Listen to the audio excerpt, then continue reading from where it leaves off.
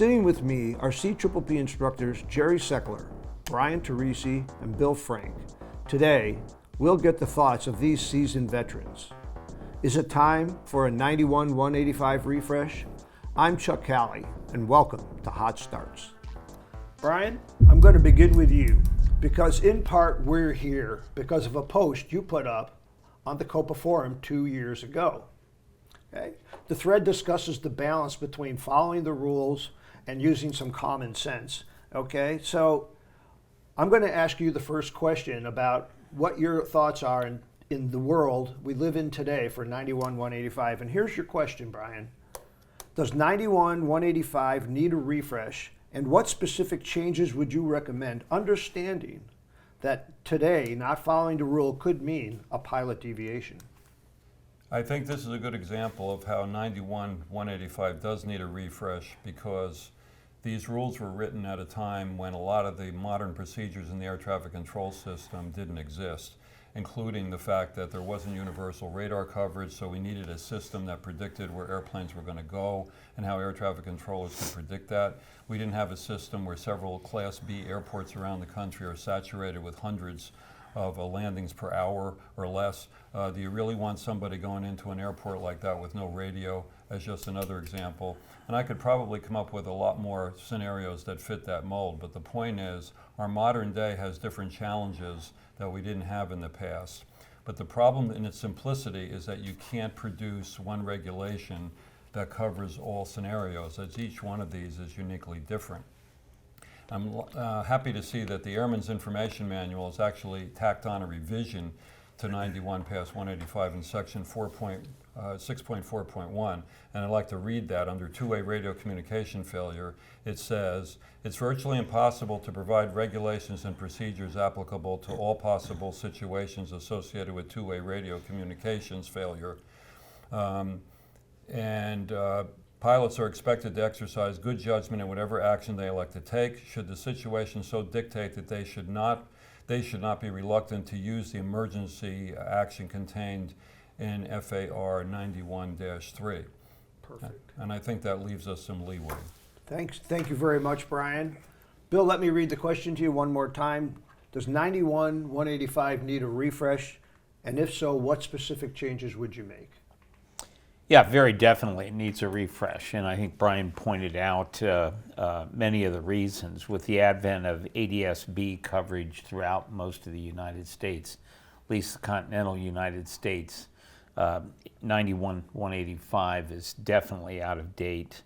I think things that I would change would be a greater emphasis on pilot judgment, about whether to continue following the regulation in its strictest sense, or whether to allow the pilot the ability to make a decision on whether he wants to continue in IMC, potentially facing dangerous weather, icing, thunderstorms, just because he feels committed to following the regulation, or whether he can deviate from those regulations to the extent necessary to land safely at an airport of his choosing. And with ADS-B, air traffic control should be able to keep up with that decision and clear the airspace as necessary. Wonderful. Thank you very much. Jerry, your sage advice. Well, Does 91-185 need a refresh? And if so, what would you recommend? yeah, I think 91-185 does need a refresh, but how to refresh it is another question, and it's a very difficult one. I actually think that the regulation is a pretty good one, because if you lose communication, if you follow the regulation, you're guaranteed, by following your clearance and those altitude restrictions, safe passage. ATC will put a bubble around your airplane and will keep you free from other airplanes. We already have the authority to deviate around bad weather. I mean, you know, Bill, you suggested that that be part of what a refresh would incur, but our emergency authority already gives us that. And we can choose to exercise our emergency authority anytime we deem it fit. But I think the initial response of a pilot with loss of communication is to follow the route, follow the altitudes, and troubleshoot while he's doing that to try to restore communications, because the majority of communication failures are either an incorrect frequency in the box or you're not hooked up properly to your audio system. All of these things are correctable, and by following the rules, you have time to do that. So I think following it for now is a great idea. Changing it at the end in terms of making the approach is where I would make the changes in the regulation. Wow, thanks. So Jerry, let's stick with you for a moment. It's no surprise during the internet back and forth on our forum that you were adamant about following the rules. In fact, you were so adamant about it that you at one point mentioned, if you don't follow the rules, you're breaking the law. Okay, so the question I have for you then is, what should flight instructors, as a practical matter in the 21st century, be teaching their instrument students? I think they should teach them what the regulation says, and that the default position where you can't go wrong is to follow the regulation. Unless, as Bill pointed out, there's a huge thunderstorm right along the route, in which case clearly deviations are not only a good idea, but are necessary.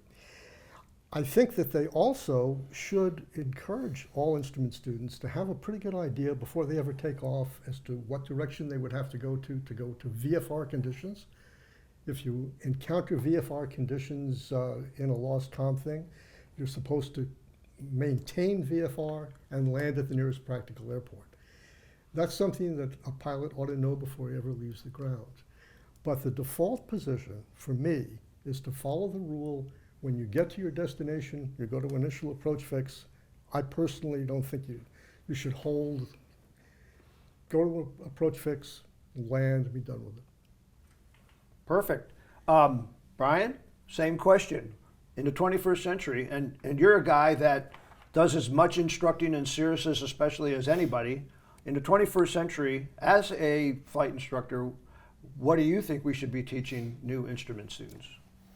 Well, I agree with Jerry on a number of those points, but when you're doing your instrument training, we're supposed to teach pilots good judgment, good weather decision. After all, IFR flights are all about flying in weather most of the time.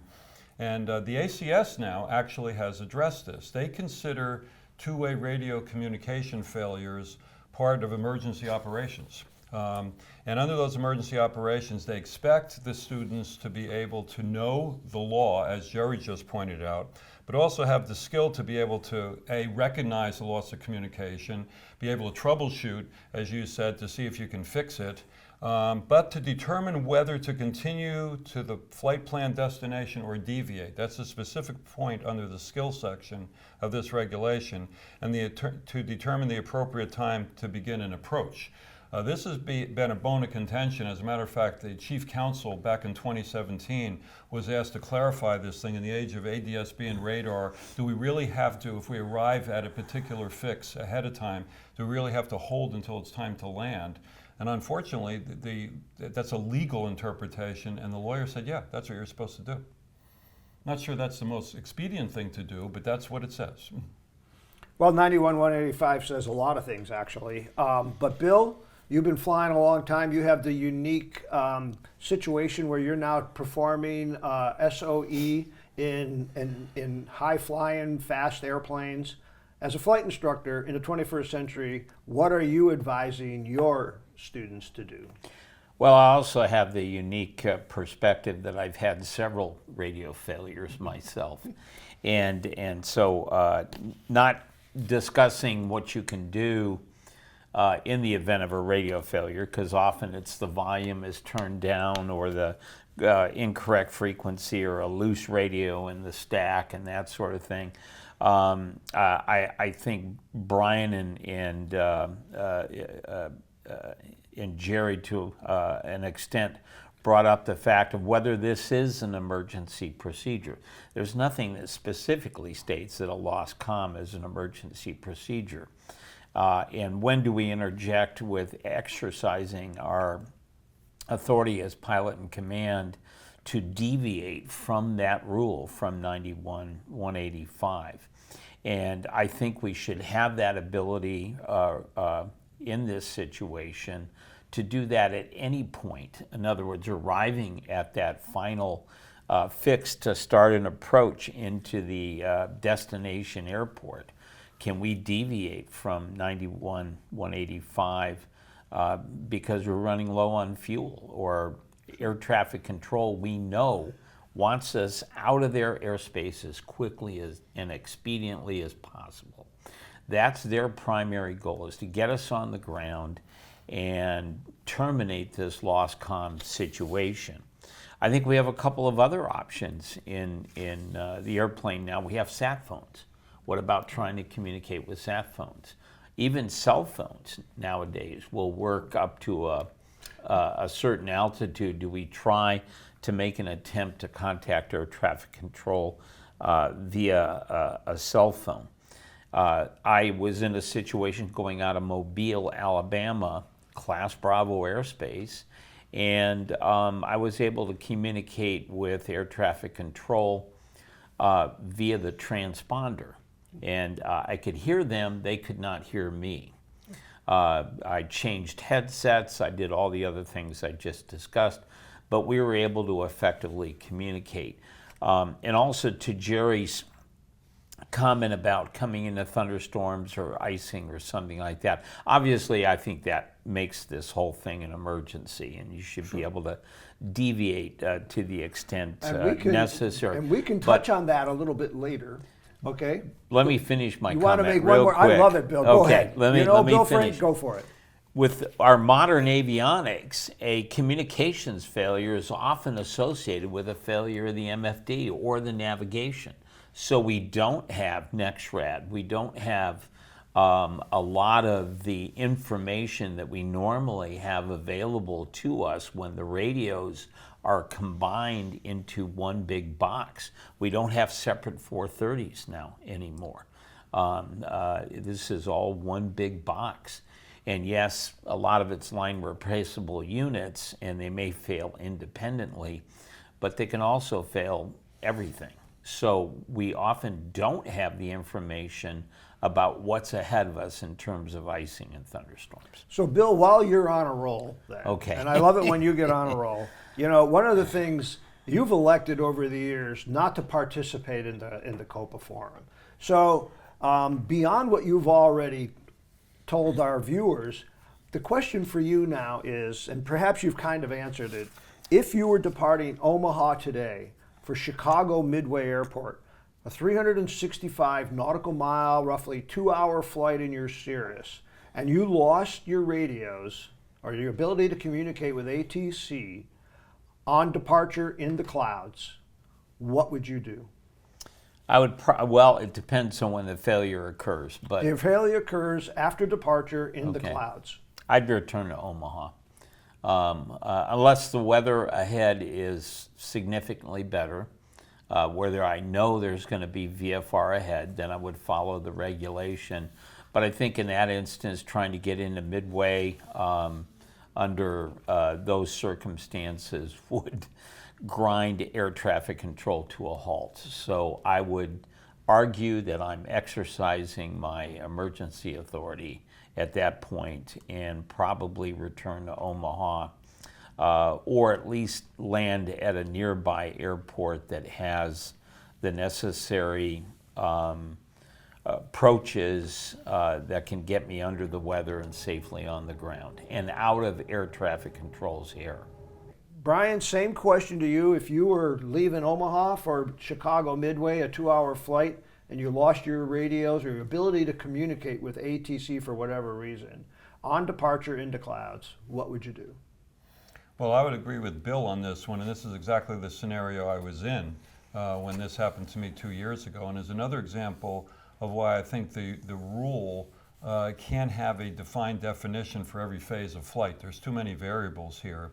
In fact, in my particular case, we didn't just lose comm radios that was due to a volume controller or headset problem. There was a major flaw in the audio panel of the airplane such that communication with the pilot and the passenger in the airplane was not even possible. So this is one time where I think you don't want to mess around, you want to get on the ground. And the best way to do that, since you haven't been in the system very long, is to return to the original airport. How you do that and make that communicative to ATC, I've spent some time talking to a lot of air traffic controllers about this, because at each one of our CPPP sessions, we have a controller there. And the first thing I realized is these regulations do not seem to have ever been created with the controller's advice in mind. As a matter of fact, a significant number of controllers don't even know what this regulation is, 91/185, and they would not expect us to stay in this system any longer than we have to be. So that's one scenario where I think this whole thing creates a big dilemma in the modern era. The second thing is you're supposed to, if you encounter VFR conditions, you're supposed to stay in VFR conditions and land. Well, what if your VFR conditions are you're at 8,000 feet above a solid cloud deck, you're VFR, but you can't get down without getting into the clouds? There's so many areas that I could go into here where the regulation itself doesn't cover this, that I think the pilot just has to exercise good judgment. And in my case, of the scenario that I described, I think having the type of failure that we had does constitute an emergency. The FAA makes the emergency authority, 91-3, very, very broad in what you can use to exercise your judgment, because I think they realize that nobody knows what's safe for the outcome of that airplane than the person that's flying the airplane in the sky right now. Nobody on the ground can do that. Thank you. Jerry, to you. Well, in the interest of just being argumentative, I'll take the contrary position. If I had my clearance to Midway, and it included a star, for example, and I knew the routing, and I couldn't make communication with ATC, and I knew there were no decent VFR alternatives anywhere along the route. I mean, this is really pretty unlikely, but if it were the case, I would simply squawk 7600, fly the route that I had already programmed into my navigators or flight management system. I fly at the altitude that I was assigned or expected to, or if necessary go higher, although that wouldn't be the case in that kind of terrain. I would just follow the star that was in my clearance. I would descend according to whatever I could on the star. There's usually, for Midway, a mandatory crossing altitude at a fix, and basically I would just put myself on the approach and land. I'd follow the rule. So there you have it. Two guys would turn around and one guy would follow the rule. I love it. Jerry, you brought up 7600. At any point in your flight, would you have squawked 7700? Well, you know, there are a lot of people who suggest that before you squawk 7600, you squawk 7700 for 1 minute, because that gets everybody's attention. And I don't think there's anything wrong with doing that. You let them know you've got an abnormal situation. Then you go to 7600, and they understand now that your radios aren't working. If I were going to deviate from the flight plan, and I was going to go to an airport other than the one that I was cleared to, or I was going to deviate to get to VFR conditions, then I would be exercising my emergency authority, and I would squawk 7700. Thank you. Brian, you mentioned ATC, having talked to ATC controllers, obviously, during various CPPP events and other events, where there's also a couple of controllers that do a podcast. And those guys have been on record as having said 91-185 needs a refresh. Would you agree that the controllers you've talked to would think the same way? Yes, I would. And actually, I've listened to that podcast, and believe it or not, the podcast, this is called Opposing Bases. The podcast that was done was created because of my scenario. It was mentioned to them that they thought they should do a segment on this, and they did. And the surprising part about that whole thing was that they asked for comment periods that they then discussed the following week. And several people wrote in, maybe Jerry was one of them. I was. Where they said they were being accused of advocating breaking the law. And they spent a good 5 minutes talking about that wasn't their intent at all. They were just trying to point out the fact that from a controller standpoint, they were one of the ones that mentioned that a lot of controllers don't even know that this rule exists. but they expect pilots to exercise good judgment, and they used a scenario that they made up with each of them trying to defend a three-case scenario. And you could make a case for defending any case scenario. This is a great discussion of the fact that Bill and I said we would do it one way and Jerry said another way. It's a perfect example of exercising our authority as pilot in command on what you would do. And it's all a function of what's going on, how comfortable you are. The transponder issue, to me, gets deep in the weeds. I think that almost gets kind of silly. But what my controllers have told me is that when you squawk 7600, that sets off all kinds of bells in addition to 7700, so you don't need to do that for a minute first, because they're already alerted to that. Their issue with 7700 is they think your airplane may be on fire and you may have an imminent emergency and they're calling out all the equipment when in fact it's a simple radio failure. So, but there was a suggestion on the COPA forum that if you didn't squawk 7700, you were breaking the law even more by staying on 7600. I think that gets silly. Well, we could kind of wrap that up, but before we go, Bill, as far as the way 91-185 is written, there's a segment in there that talks about VFR. Okay, and so talk to us a little bit about the pre-flight planning that should go into every IFR flight that includes understanding the regulation 91-185 and what options it gives the pilot should they experience a communications failure. All right, can you tell us a little bit about that? Yeah, absolutely. With the newer equipment that we fly with now, I always turn on METARs. And it's not just in the pre-flight, it's in the en route phase that you want to know where the nearest VFR is. Now, the problem with METARs is it may be VFR under a cloud deck of 3,500 feet. My very first instrument flight as an newly minted instrument pilot back in 1970, I believe it was 77, I had a total electrical failure. And I had nothing as far as the eye could see that was going to be VFR. I had no idea where the nearest VFR weather was. I wish I would have looked deeper into that before I took off, because I might have done something different than what I ended up doing had I known that there was an area of VFR. But VFR, as we define it, is mostly representative of underneath an overcast, not on top of an overcast. And you still have to get down. Back in 1977, they didn't have cell phone towers, and there were very few radio towers up. So I elected to fly an easterly heading to make the wet compass work easier. And I was able to get down safely below the overcast and then proceed to an airport. But nowadays, I would be scared to death to try to do that because of wind turbines and cell phone towers and everything. Jerry. Although VFR, when you look at the METAR graphs, is defined as greater than 3,000 foot ceiling, greater than 5 mile visibility.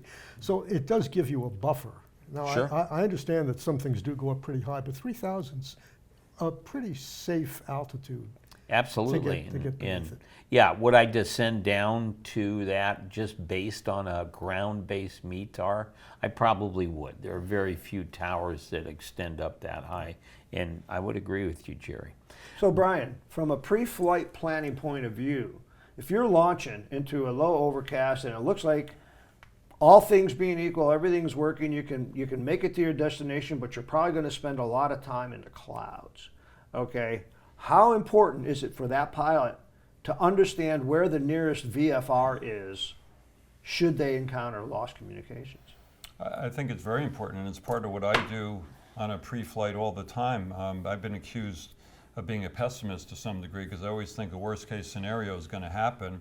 And so particularly on a day like that, in certain parts of the country when there's low IFR conditions or widespread IFR conditions present, you may have to go quite a significant distance to find the nearest VFR weather. But I'm always looking where that is because you never know what's going to fail in the airplane, particularly as Bill pointed out, when you have navigation loss of stuff, you don't really know where you are anymore.